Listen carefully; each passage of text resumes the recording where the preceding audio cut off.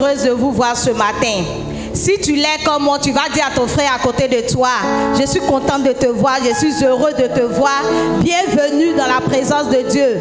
Tu m'as manqué, cela fait une semaine qu'on ne s'est pas vu. Dis-lui ça avec le sourire s'il te plaît. Parce que l'église est une famille. Pour toi qui nous reçois pour la première fois, bienvenue, tu as Livingstone Calling International, alléluia. Et là où tu as assis, cela est dénommé le centre Mahanaïm. Mahanaïm se voit dans le livre de 2 Samuel et dans Genèse 32, alléluia. Alléluia. Nous avons comme pour vision ce lieu, le livre de 1 Pierre 2, 4, verset 5, qui nous dit d'être édifié, d'être bâti, toi qui es femme, toi qui es homme. Et quand tu seras rempli du Saint-Esprit, que tu ailles témoigner de Jésus-Christ partout dans les nations. C'est à cela que tu es appelé. C'est vrai que tu as ton affaire. C'est vrai que tu es une femme prospère. C'est vrai que tu es une femme d'affaires. C'est vrai que tu es un homme très riche. Mais à côté de cela, il est trop tard parce que tu es pasteur dans cette église. Alléluia. Donc tu vois tous ces points. Cela représente des nations. C'est la carte du monde qui est là si tu n'es pas informé. Alléluia. Donc quand tu seras à Paris, quand tu seras aux États-Unis, quand tu seras en Espagne, quand tu seras au Portugal, quand tu seras au Nigeria, quand tu seras au Cameroun, quand tu seras en Angola, quand tu seras à Abidjan, si toi tu dois quitter Dabou, alléluia, quand tu seras à San Pedro, n'oublie pas, tu dois faire l'œuvre de Dieu, tu dois ouvrir Livingstone là-bas. Si tu es d'accord avec moi, tu vas acclamer le Seigneur encore ce matin.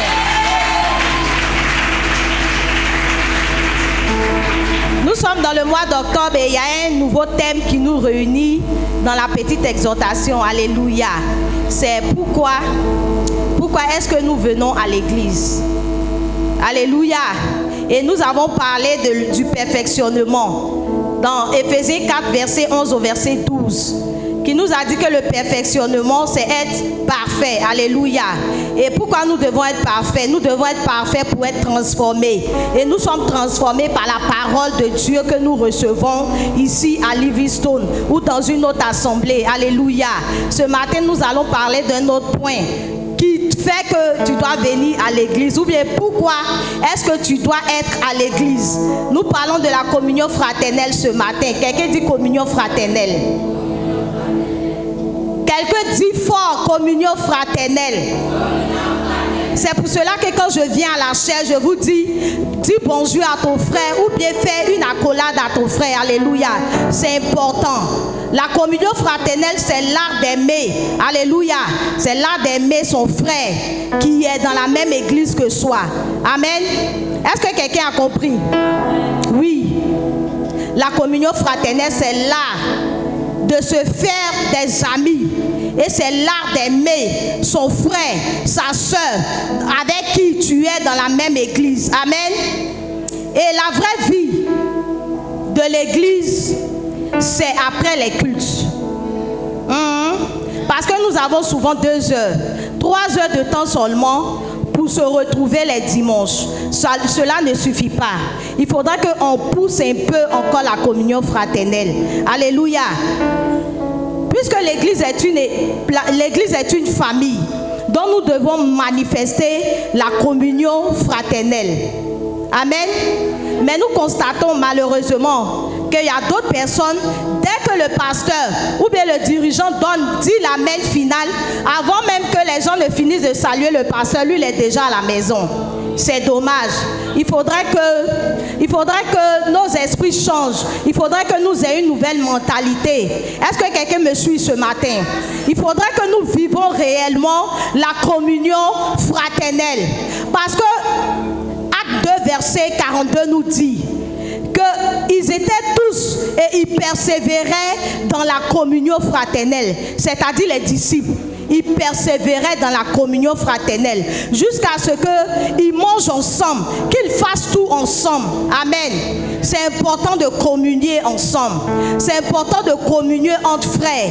C'est important de communier entre sœurs. Tu viens à l'église, tu ne connais même pas le nom de ton voisin.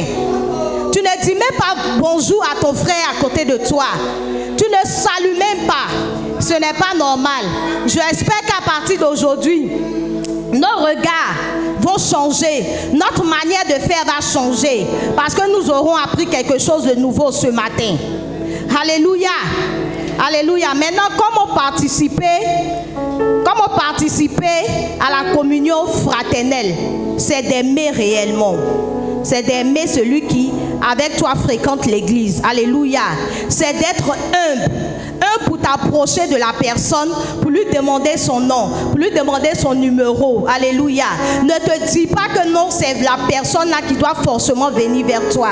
Il faut l'humilité pour aller voir quelqu'un plus petit que soi ou bien quelqu'un même à qui tu n'as jamais parlé.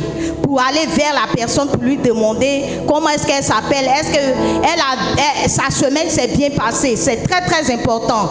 En tant que frère, en tant que sœur, dans une assemblée. Alléluia. Alléluia. Parce que nous manifestons la communion fraternelle, nous devons partager nos joies, nos peines, nos fardeaux. Alléluia. Romains 12, verset 15 nous dit quoi? Il nous dit de nous réjouir avec ceux qui se réjouissent. Il nous demande aussi de pleurer avec ceux qui pleurent. Alléluia.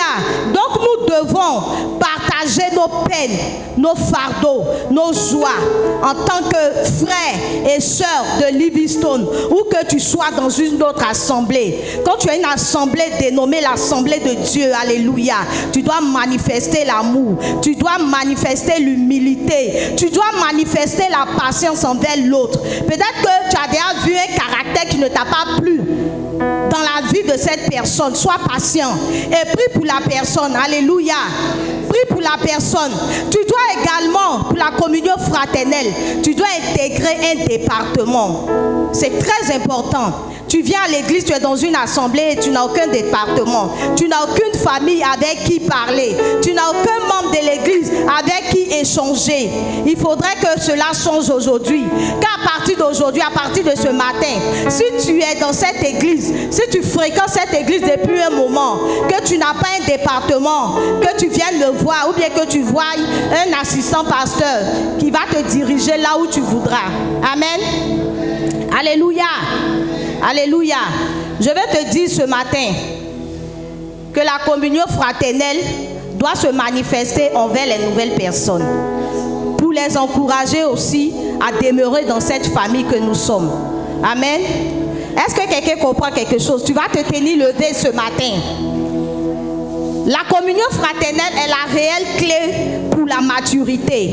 Et c'est ce qui va conduire à la croissance. Si quelqu'un est venu pour la première fois aujourd'hui, qu'il a constaté l'amour des membres de cette église, il ne voudra pas partir. Il va vouloir rester.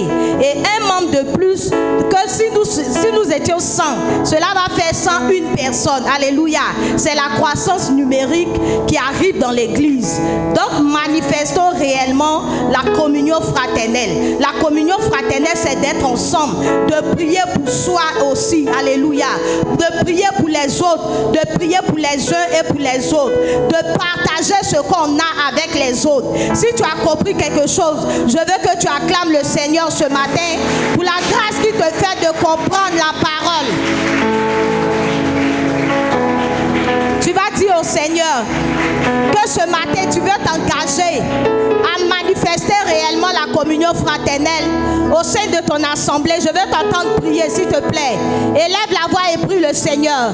Merci Seigneur. Merci pour ta grâce et ta fidélité.